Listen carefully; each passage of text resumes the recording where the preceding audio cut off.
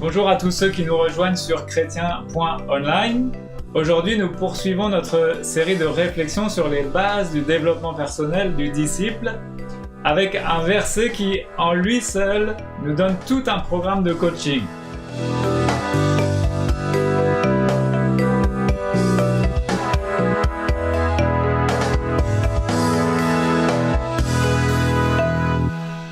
C'est dans 2 Pierre chapitre 1, versets 3 à 11.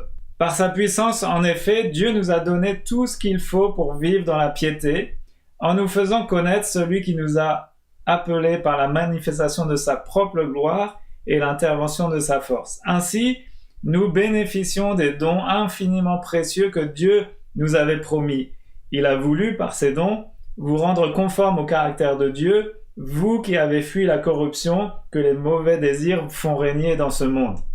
Pour cette raison même, faites tous vos efforts pour ajouter à votre foi la vertu, à la vertu la connaissance, à la connaissance la maîtrise de soi, à la maîtrise de soi l'endurance dans l'épreuve, à l'endurance la piété, à la piété l'affection fraternelle et à l'affection fraternelle l'amour. C'est vraiment ici tout un cheminement vers la maturité spirituelle. Tout ce qu'il faut. Nous lisons dans ce verset que Dieu nous a donné tout ce qu'il faut pour que notre relation avec lui engendre des conséquences bénies. En plus, il nous a donné des dons infiniment précieux, et tout cela pour qu'on lui ressemble. Nous partons donc avec les bonnes bases, nous qui avons fui la corruption et les mauvais désirs, nous qui sommes passés par la repentance et avons donné notre cœur à Dieu. Je vous invite à regarder la vidéo précédente sur le nettoyage et le reboot.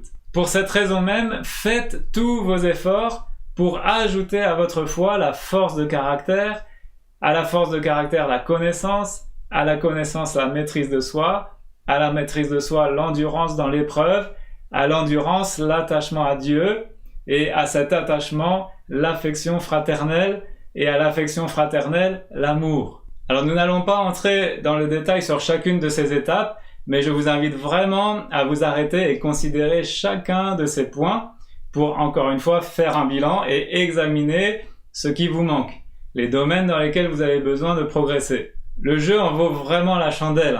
Regardez quels résultats ça va produire si vous déployez tous vos efforts pour vivre et avoir chacune de ces qualités en vous. Ni oisif, ni stérile. Si vous possédez ces qualités et si elles grandissent sans cesse en vous, elles vous rendront actifs et vous permettront de connaître toujours mieux notre Seigneur Jésus-Christ. Car celui à qui elles font défaut est comme un aveugle, il ne voit pas clair. Il a oublié qu'il a été purifié de ses péchés d'autrefois. C'est pourquoi, frères, puisque Dieu vous a appelés et choisis, redoublez d'efforts pour éprouver dans toute leur force les effets de cet appel et de ce choix, car si vous agissez ainsi, vous ne tomberez jamais. Ainsi vous seront grandes ouvertes les portes du royaume éternel de notre Seigneur et Sauveur Jésus-Christ. Vous avez remarqué les appels à l'action du Seigneur au travers l'apôtre Pierre. Faites tous vos efforts, redoublez d'efforts. Pour quel but? Pour posséder ces qualités et qu'elles grandissent sans cesse en nous. Alors les promesses sont merveilleuses.